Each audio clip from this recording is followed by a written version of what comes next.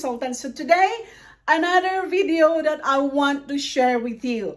Somebody messaged me and asked me about the bottle feeding and the use of nipple. So this mom gave birth to a baby about 36 weeks. So the baby, you can really see that this baby a little bit 2 weeks early, preterm baby, and she's really struggling on how to feed her baby from the bottle because she started feeding this baby bottle from the hospital. There was some complication of this baby when she gave birth. The baby was jaundice. Normally, based on my experience ko noong nag-work pa ako sa hospital, based on study, most Asian babies talaga are high risk for developing jaundice after birth. Now, pinaka-high risk ang baby na mag-develop ng jaundice are those babies who are born preterm, meaning early.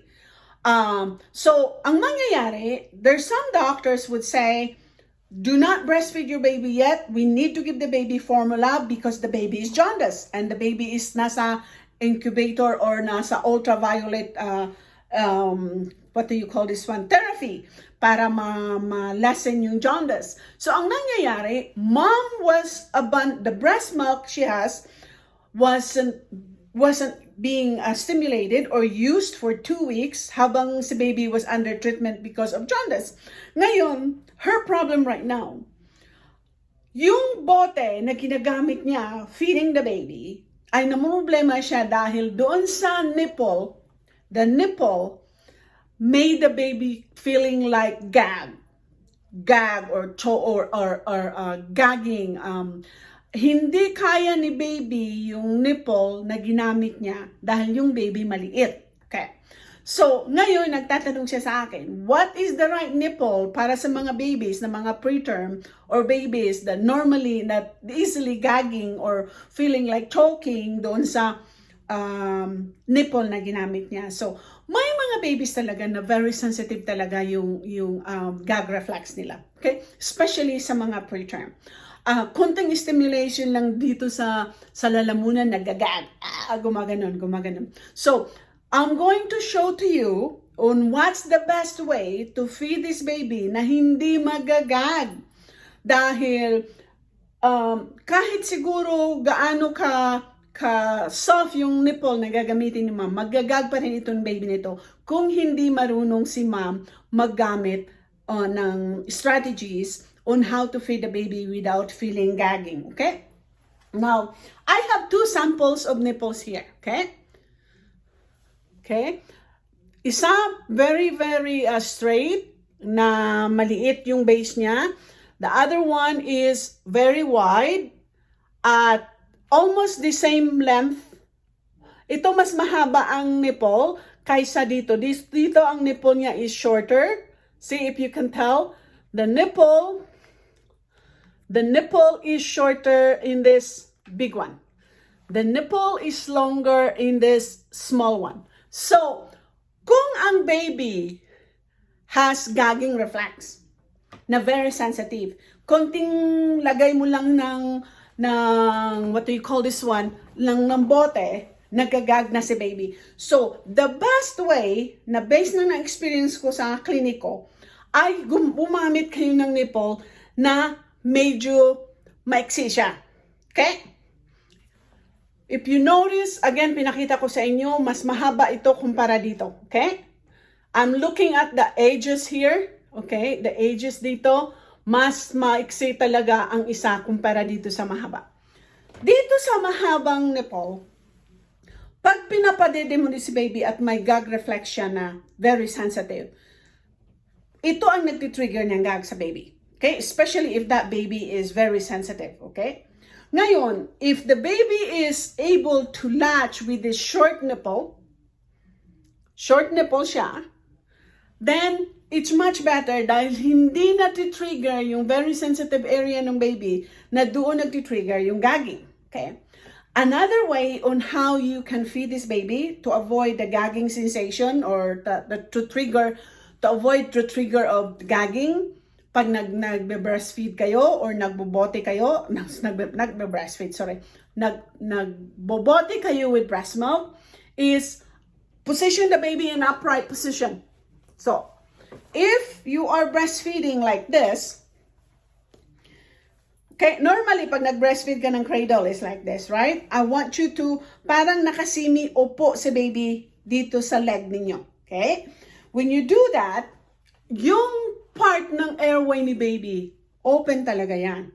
Hindi mahihirapan si baby yung huminga at kung ano man yung fluid going inside the baby's mouth, diretso yon. Diretso yon. So, kumbaga, hindi nababara. So, if you're doing an upright position when you're feeding this baby who have really sensitive with gagging reflex, kailangang i-upright position mo si baby. Okay? You can also do, there's some ways, there are moms who can do side lying, okay? Side lying. Pero yung kamay mo, mommy, lagyan mo ng unan sa ilalim para medyo ma-elevate yung ulo ni baby. Okay? But be very careful when you're doing upright position para continuous talaga yung flow ng milk. Make sure that the neck is not like this, okay? Anyone, kahit nagbobote kayo or bote with formula or bote with your breast milk, pag nakikita nyo na nag-breastfeed nag-bottle si baby or nag-feed si baby, ganito yung neck, like this. Pinapakita ko na sa inyo yung like this. Yung baby na yan ay hindi mag-feed effectively. Kasi nga, hindi ito na-extend. You really want to have a slightly extended neck para yung flow, kung ano man yung sinaswallow ni baby, dire-diretso yun. Okay? Hindi nasusuka, hindi nagagag si baby. It's a way of positioning na can help also to prevent gagging. Okay? Gagging would also can be triggered kung yung ginamit ninyong nipple, mommy, is too big. Okay? Is too big. So, kailangan na this is the really good, hindi ko lang alam kung itong mga brand nandyan ba sa Philippines, pero kung makikita nyo yung mga shape, yan ang the best shape. Huwag kayong bumili yung nakikita ko naman sa mga market, yung malalaki, tapos when you see dented yung dulo na parang sinishape nila na parang sa gum. Never akong nakikita, never yang na-include sa research that it is an effective nipple. Okay? Again, I've said this again. The best effective nipple, silicone nipple, should be straight, soft, slow flow, or medium flow kung si baby is older now, and wider base. Yun talaga ang lagi kong sinasabi, okay? Karamihan na nakikita ko sa mga market, anywhere, department store, anywhere, sa saang kanto ng Philippines, nagkalat ang mga nipples. Talagang everywhere I go. So be very careful on what kind of nipple that you're buying, lalo na sa price-wise, dahil competition talagang naghahabulan ng prices itong mga nipple companies ngayon at mga bote. So, choose the best nipple and bottle that you need for your baby, okay? You don't need fancy, expensive quality of nipple or bottle. As long as kaya ng bulsa mo, go for it. You don't need that. All you need is a straight nipple, a soft one, silicone, wider base. That's all. Wala ka na ibang hanapin pa. So, kung may iba na parang introduce kayo doon sa mga denture, kailangan daw to promote your baby's teeth, blah, blah, blah. Nothing in research na sinasabi na yung mga shape na ginawa nila sa mga nipple is effective to prevent denture problem. Okay? Teeth problem. Kalimitan sa mga babies, based on research, sa katagalan mo magamit ng silicone, no matter anong klaseng nipple ginamit mo, will have problem on their gum, on their teeth, later on, paglaki nila. Pag medyo matagal mong pinapagamit. Okay? Walang exemption. Okay? Walang exemption because, again, they are all silicone. Okay?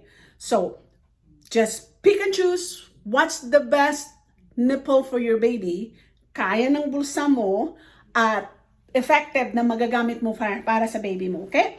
Yun ang kasagutan sa tanong sa isang nanay kung paano natin maiwasan yung gag reflex, gag sensation, gagging, and alam niyo, once when the baby has that very sensitive gag reflex, sometimes they refuse to eat. Sometimes they refuse to even take the bottle. So be very careful when you're feeding this baby. You really need to make sure that you are using the right position when you're latching. My suggestion was that upright position and the sideline position that I taught you. Always remember, okay, itong neck, the neck should not be like this, okay? It should be extended so that it opens here para hindi mag-choke because of the amount of milk, mag-aspirate or mag-gag yung baby, okay? Thanks for watching. I hope you'll learn something from this video. Do your comments below. Ask me kung ano yung mga topic na gusto ninyong ipa-discuss sa akin, because with your suggestions, marami kayong matutunan sa akin, and we can share it to other people who really needs the help on how to breastfeed and bottle feed your baby. Again, choose whatever affordable nipple that you can afford. Choose the right bottle as well. May video ako on how to use the bottle and what's the right bottle. Watch that video, because that video, sometimes there was even a company or formula company who asked me to do a video on that, because they themselves, they designed the bottle. Hindi ko lang sasabihin, ha? They designed the bottle without knowledge kung ano pala talaga yung required na bottle at nipple when you are bottle feeding. Wala silang alam. They just probably did their own research, but because when they saw my video, they asked for permission to view my video dahil pagkukuhanan nila yun ng ideas on how they can build more effective bottle and effective nipple para doon sa mga nanay who really truly needs bottle feeding, okay? Again, I've said this before, there's nothing wrong with bottle feeding. The most important thing is you are feeding your baby no matter what, okay? We want the baby to feed. If the baby is not effectively breastfeeding, then we need to do other things. There are lots of ways we can feed the baby. So, and bottle feeding is one of the second options na ginagawa ng mga nanay just to feed a baby. And I'm there with you. If you need help with bottle feeding, I'm here to help you, to guide you on what's the best way to bottle feed your baby. Again, thanks for watching. More videos to come. Please continue to subscribe, share this video, and see more videos to come. Bye for now.